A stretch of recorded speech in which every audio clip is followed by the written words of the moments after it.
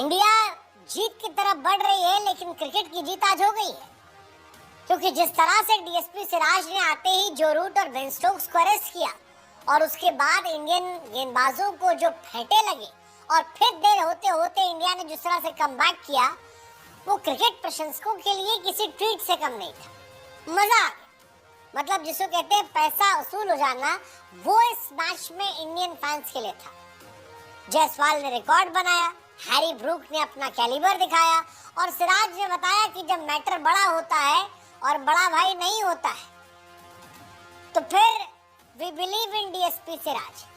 मतलब सिराज ने दिल जीता है, आज उनकी भी तारीफ होगी। लेकिन फिलहाल कहानी ये है कि ये मैच नहीं सिनेमा था। सिनेमा इसलिए कह रहे हैं क्योंकि इंडिया ने रनों का पहाड़ लगा दिया था और उसके बाद इंग्लैंड के 3 विकेट दूसरे दिन चटका लिए थे। तीसरे दिन उम्मीद थी कि जो रूट आएंगे और हैरी ब्रूक के साथ कुछ बड़ा करेंगे, लेकिन इंडियन गेंदबाजों ने धुआं कर दिया। 21 ओवर में 84 रन पर 5 विकेट गिर गए। लगा कि यार ये मैच जो है ये इंडिया के फेवर में जाने वाला और कहीं ऐसा तो नहीं कि पारी से हार होने वाली है। लेकिन तभी हैरी ब्रूक ने अपने साथी के साथ मिलकर वक्त बदला, जज्बात बदला, हालात बदला और अगले 61 ओवर में 303 रन मारे। मतलब बेसबॉल जो कहते हैं वो एक्चुअली दिखाई पड़ा, क्योंकि 61 ओवर में 303 लगभग हर ओवर में पिटाई हुई है। प्रसिद्ध कृष्णा को तो मार मार के धुआं कर दिया। हालांकि वक्त, जज्बात, हालात जो इंग्लैंड ने बदला था वो आखिर में इंडिया ने बदला और नतीजा ये रहा कि जिस इंग्लैंड ने 84 पर 5 गंवाए थे, फिर 303 बिना विकेट के बनाए थे, वो आखिरी के 5 विकेट केवल 20 रन पर गंवा देते हैं। इंडिया के गेंदबाज आकाशदीप 88 रन देकर 4 विकेट लेते हैं, सिराज 70 रन देकर 6 विकेट लेते हैं, प्रसिद्ध कृष्णा साहब खाली मार खाते रहते हैं। 13 ओवर 72 रन, कोई विकेट नहीं। हैरी ब्रूक ने 158 ठोके और जेमी स्मिथ क्या बल्लेबाजी की भाई साहब, क्या बल्लेबाजी। 207 गेंदों पर 184 रन। वैसी बल्लेबाजी जो हैरी ब्रूक ने भी की, 234 पर 158। इंग्लैंड के 2 यंग बैट्समैन और जबरदस्त पारी, और इस पारी की बदौलत इंग्लैंड 407 पर पहुंच गई। इंडिया की दोबारा बैटिंग आई, जायसवाल साहब रिकॉर्ड बनाकर आउट हो गए।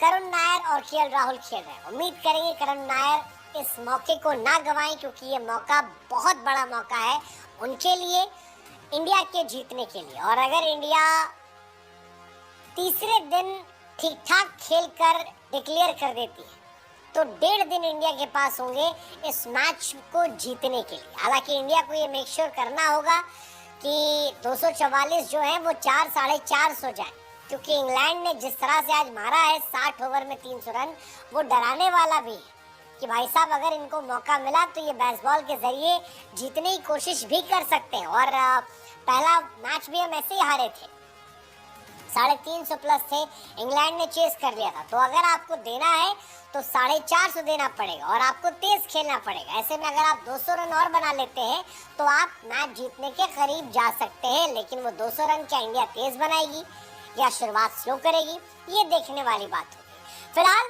तीसरे दिन इंडिया जो है वो मजबूत है। इंडिया के स्कोर बोर्ड पर 244 रन है, 9 विकेट उनके पास है और अगर इंडिया कायदे से खेलती है तो ये मैच उनका हो जाएगा। राहुल 28 पर, करुण नायर 7 रन बनाकर फिलहाल खेल रहे हैं। ये मैच बढ़िया था। बढ़िया मैच इसलिए कह रहे हैं क्योंकि बुमराह साहब नहीं थे, इंडिया के गेंदबाजों पर प्रेशर था और सिराज कमाल थे। जो रूट पिछले मैच में अच्छा खेले थे, वर्ल्ड के बड़े खिलाड़ी हैं, लेकिन 22 रन के स्कोर पर सिराज ने आउट किया। ऋषभ पंत ने कैच पकड़ा, अगली बॉल पर बेन स्टोक्स को थैंक कर दिया और वो बहुत बड़ा मूवमेंट था, 84 पर 5।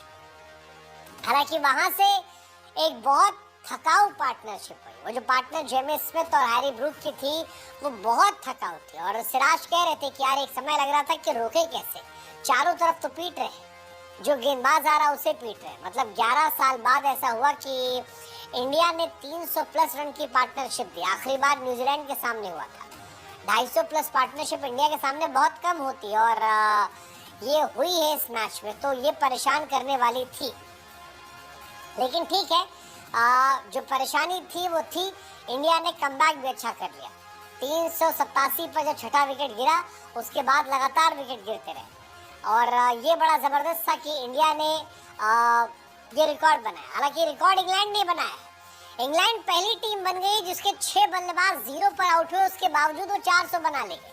जैसे बेन डकेट जो है वो 0 पर आउट हुए थे, ओली पोप जो है वो भी 0 पर आउट हुए थे, बेन स्टोक्स 0 पर आउट हुए थे, कार्स 0 पर आउट हुए थे, टंग जो है वो 0 पर आउट हुए थे और बशीर जो है वो भी 0 पर आउट हुए थे। 6 डक होने के बावजूद इंडिया जो है वो इस मैच में अच्छा करती है और ये बताता है कि इंडिया भी अच्छी टीम है, इंग्लैंड भी अच्छी टीम है। इंग्लैंड की भी तारीफ होगी यार, इंडिया वाले पिटे, कमबैक कर लिया, इंग्लैंड वाले विकेट गवाए 6-6-0, बट फिर भी इतना बड़ा स्कोर खड़ा कर दिया।